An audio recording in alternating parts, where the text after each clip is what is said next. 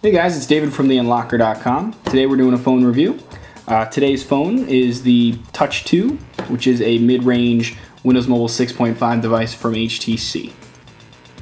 We'll go over the hardware on the outside. First we'll discuss what you can't see. It's a Windows Mobile 6.5 device. Comes with 6.5 directly from the manufacturer. It's a 528 megahertz processor, 256 megabytes of RAM. Comes with Wi-Fi, Bluetooth, GPS, and 3G. But keep in mind that here in the States, the 3G will not work on this device because it only has 900 and 2100 megahertz in it. So now onto the stuff that you can see. First off is the display. It's a 2.8 inch, 240 by 320 pixels resolution. We also have a touch-sensitive zoom bar here at the bottom. This is used for zooming in and out on web pages, photos, etc., even emails. And then onto the buttons. There's only 5 buttons on the front of the phone. We have your normal call and end. Then we do have 3 buttons that are kind of becoming a standard for Windows Mobile 6.5 and even Android too, but minus this button, but we'll get into that. There's a home button to take you back to your main screen. There is a start menu button. This is for Windows Mobile, so it brings up the start menu for Windows Mobile. Back, obviously, to get out of applications. All 3 of these come in really handy, and I'll explain once we get into the software how I use them and how you can benefit from using them too. Let's go to the top of the device. We have a 3.5 millimeter headphone jack. On the bottom we have a mini USB, which is kind of standard for HTC nowadays. The little microphone, and we also have a stylus, which comes out here. On this side, absolutely nothing.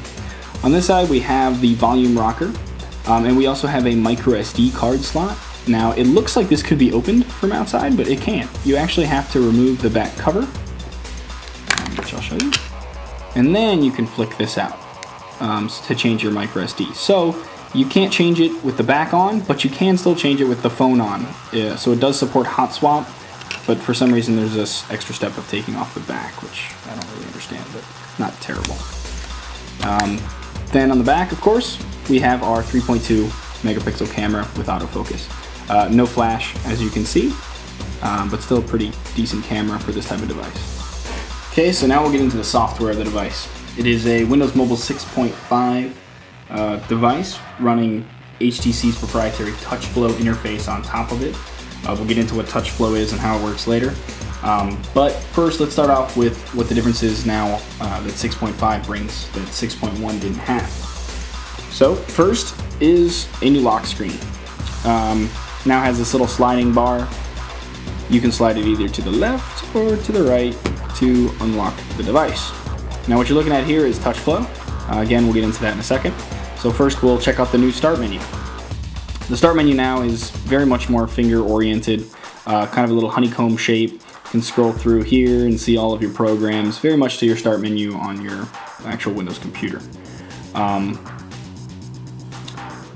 So that's how that looks. Some other things that we have: Windows Marketplace is now in the operating system. Basically this is an app store for Windows Mobile. Now Windows Mobile always could have apps downloaded to the phone, but you would have to either download them through the browser or download them to your computer and then install them on the phone. This just kind of simplifies things and centralizes all the apps in one place. It's great for developers, it's great for users, it's pretty much a good thing for everybody. Another thing that they have on here now is Microsoft Myphone.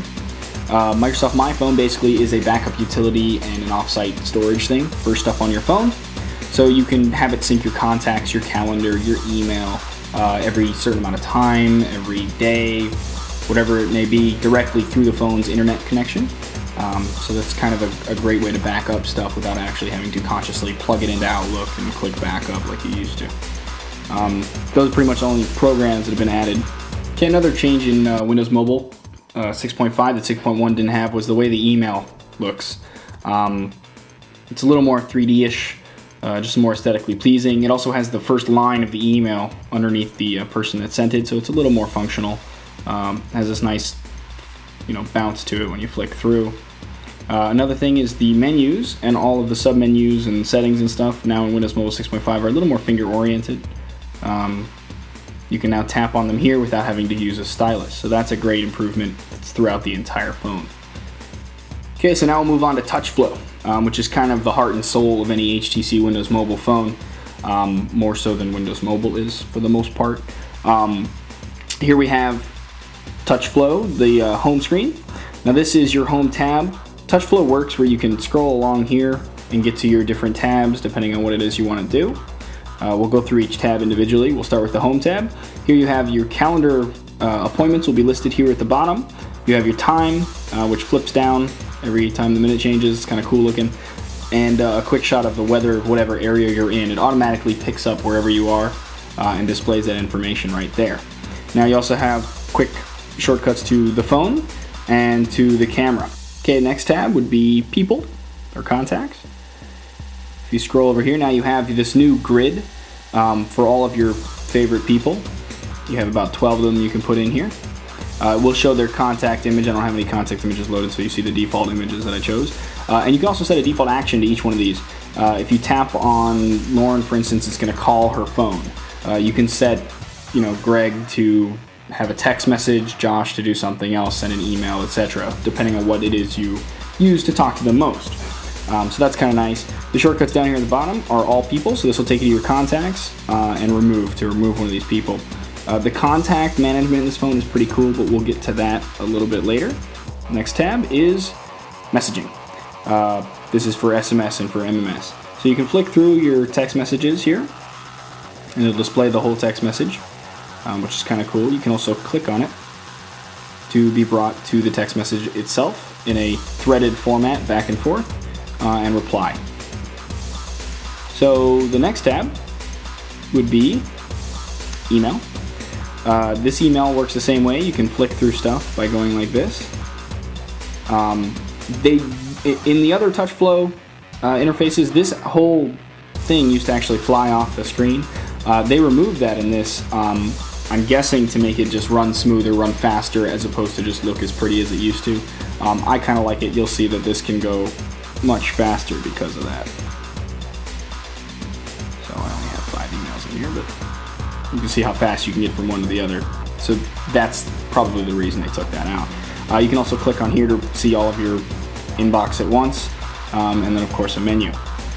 Now here on the side here, you'll see different mailboxes for each account. If you tap on them, it'll switch to that account and so on and so forth. And here is to compose a mail. Now we have our browser. The browser that this launches isn't Internet Explorer, it's actually Opera. HTC prefers Opera over Internet Explorer. I personally do as well. But here you have your bookmarks. These are the bookmarks that came on the phone. So you can click on any one of these that you'd want. You can also click to launch YouTube or just launch the browser itself. We'll do a whole review on the browser a little bit later. But here you can see all your bookmarks and again launch the browser. It's kind of redundant buttons, but it's okay. Next would be photos. So here we can flick through all of our photos on our device. Again, the old Touch Flow used to have these, like the photos actually stacked underneath this and they would flick with it. I'm assuming again they got rid of that because they wanted things to run a little bit faster, which they do, to be honest. So that's not too bad. You can also tap on any of these to get to that image. The phone automatically rotates the image based on the landscape the photo was taken in. So if it was landscape mode or portrait, it's going to move the screen accordingly. There is no accelerometer in this phone, so you can't turn the screen sideways to get to a different view. So we will tap that, and you can see save the screen image, etc. So here's where back comes in handy. You can click back to get back to the screen you were just at. Next tab will be music, and this works the same way. You tap this up here though to get through your different songs. There's only 2 on the phone right now. But yeah, same concept there. Again, you can click here for your library to show the entire library of music and the menu button as well. Next we have weather. This can be set up to have about 10 different locations, and then you can flick through here and you'll see the different weathers across the world, or whatever you may set it up for. You can also click here to update now and menu to access the menu to change things. Here's a new tab that I haven't seen before. It's called Map Search. Basically, it's connected to Google Maps. You can tap something directly into here to bring up Google Maps and whatever it is you're searching for. You can also tap here to go to Google Maps by itself. So next we have settings. Now these are just the most popular settings on the phone. You can click all settings to be taken to the Windows Mobile 6.5 actual settings screen. But these are pretty much what you're going to be using most of the time. Then we have programs. Now this, as opposed to your start menu, is a customizable programs list, so you can put whatever programs you use the most in here and get to them pretty quickly, as opposed to having to search through the entire start menu. Again, you can click all programs though to get to that start menu. So that's about it for TouchFlow.